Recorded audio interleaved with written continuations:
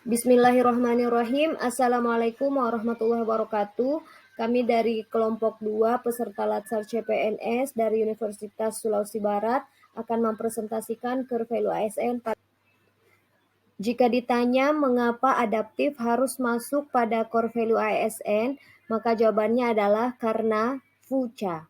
VUCA adalah Volatility, Uncertainty, Complexity, Ambiguity. Volatility adalah keadaan yang dengan penuh ketidakstabilan. Kalau dalam bahasa kimianya, volatil adalah mudah menguap. Jadi volatil adalah perubahan yang terjadi sangat cepat.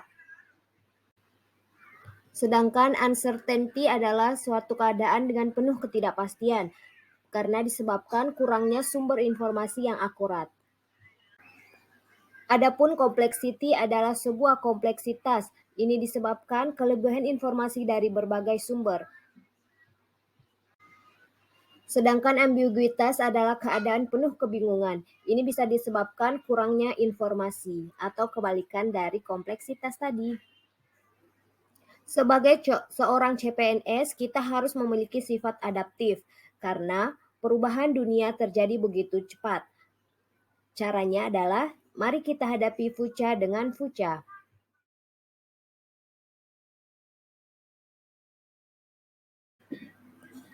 VUCA Prime atau VUCA terbaru adalah akronim dari Vision, Understanding, Clarity, dan apapun akan bisa kita hadapi dengan baik. Atau VUCA terbaru adalah akronim dari Vision, atau membaca perubahan dan agility.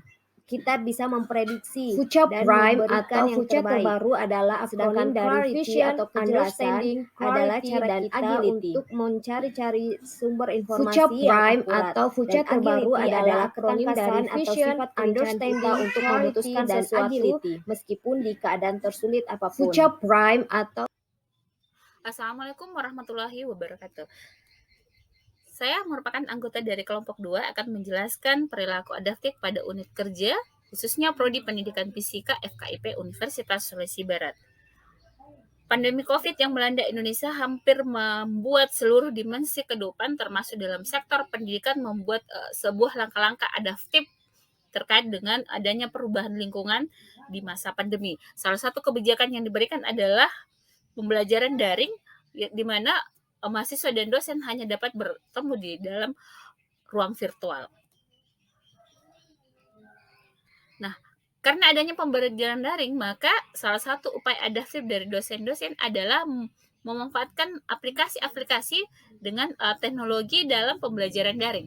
Beberapa di antaranya adalah menggunakan via Zoom, Google Meeting, Google Classroom, bahkan Unsur sendiri telah memiliki learning. Oleh karena itu dibutuhkan kemampuan untuk menggunakan aplikasi-aplikasi tersebut. Berikut ini salah satu contoh aplikasi Zoom yang digunakan dalam pembelajaran fisika. Ini adalah sebuah gambar rangkaian dari efek fotoelektrik di mana ketika rangkaian ini tertutup, kemudian ada cahaya yang menyinari bagian katode atau lempengnya, maka cahaya yang datang ini membawa energi.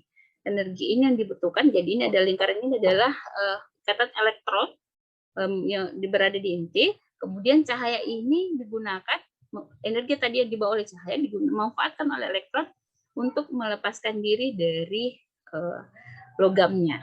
Nah, apakah semua cahaya ini bisa?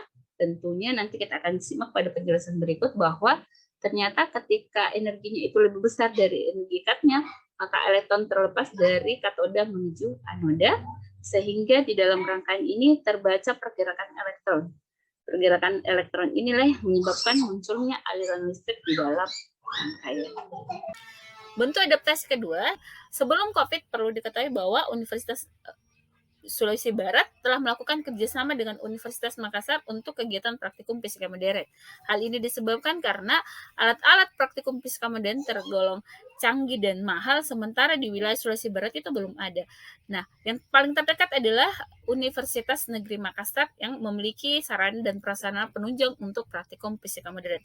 Oleh karena itu, mahasiswa Unsulbar melaksanakan praktikum di Universitas Negeri Makassar.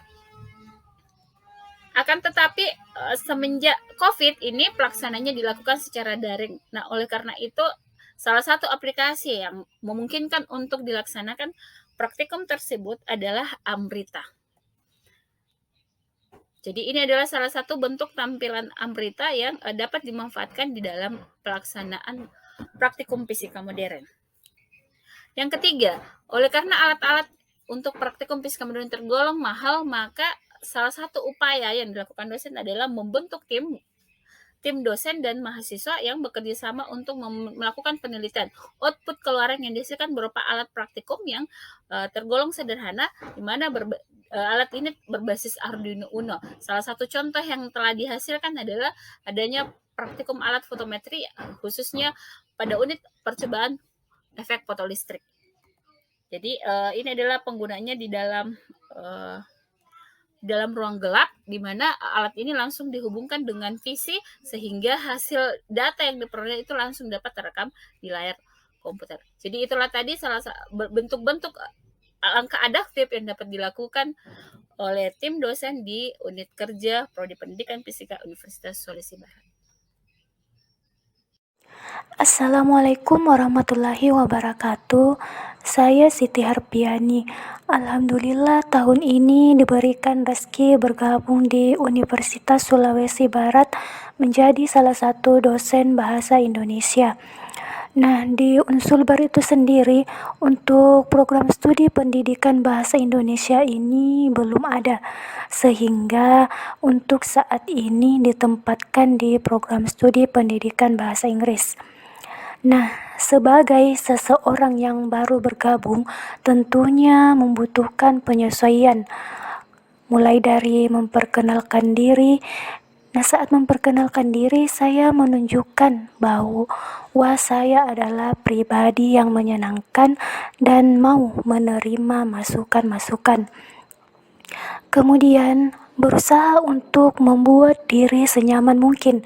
Jadi waktu itu pertama kali masuk di ruangan Prodi Bahasa Inggris, salah satu dosen menyambut dengan candaannya, sehingga yang tadinya merasa sedikit canggung mulai terbawa dengan suasana di tempat itu.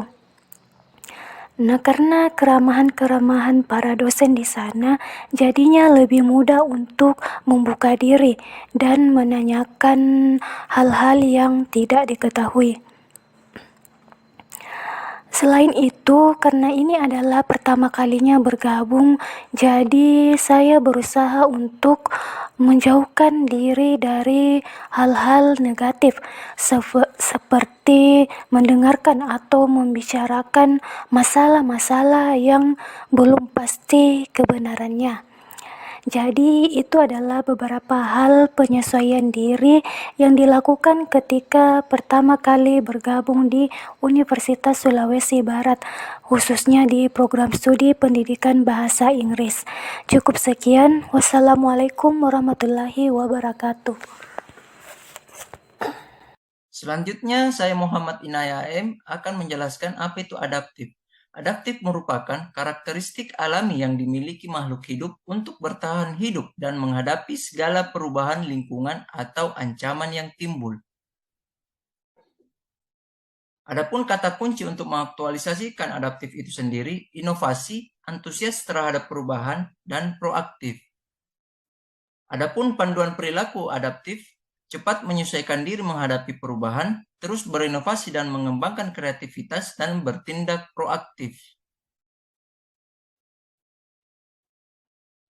Ciri-ciri orang berkarakter adaptif. Jadi, adaptif ini merupakan salah satu core value ASN yang dituntut harus berinovasi sesuai dengan tuntutan zaman. Yang pertama, ciri-ciri orang yang berkarakter adaptif yaitu eksperimen orang yang beradaptif, melihat peluang di mana orang lain melihat kegagalan, memiliki sumber daya, selalu berpikir ke depan, tidak mudah mengeluh, tidak menyalahkan, tidak mencari popularitas, memiliki rasa ingin tahu, memperhatikan sistem, membuka pikiran, dan memahami apa yang sedang diperjuangkan. Adapun 5 disiplin dalam menjalankan adaptif ini di dalam organisasi. Yang pertama, personal mastery. Yang kedua, share vision. Yang ketiga, mental model, yang keempat, team learning, dan yang kelima, system thinking. Itulah penjelasan singkat dari saya tentang adaptif. Ya, selanjutnya kita akan bahas tentang disiplin dalam adaptif itu sendiri. Yang pertama, personal mastery, di mana kita harus menguasai atau mampu mengembangkan personal dan profesionalisme kita sendiri untuk kita bisa beradaptasi dengan lingkungan. Yang kedua, share vision, di mana kita harus memiliki gambaran masa depan agar kita mampu beradaptasi dengan baik di lingkungan kita. Ya, yang ketiga mengenai mental model, di mana kita harus mengetahui konsep dunia kerja di mana kita berada sekarang ini. Otomatis kita harus beradaptasi dengan baik di lingkungan kita. Yang keempat, team learning, di mana kita harus berkolaborasi dalam beradaptasi. Kita kerjasama dengan teman-teman sejawat kita di lingkungan kerja. Dan yang terakhir mengenai system thinking, di mana ini mengenai pola atau pandangan keseluruhan kita tentang dunia kerja yang kita hadapi sekarang. Saya kira itu dari kami. Terima kasih banyak dan sampai jumpa.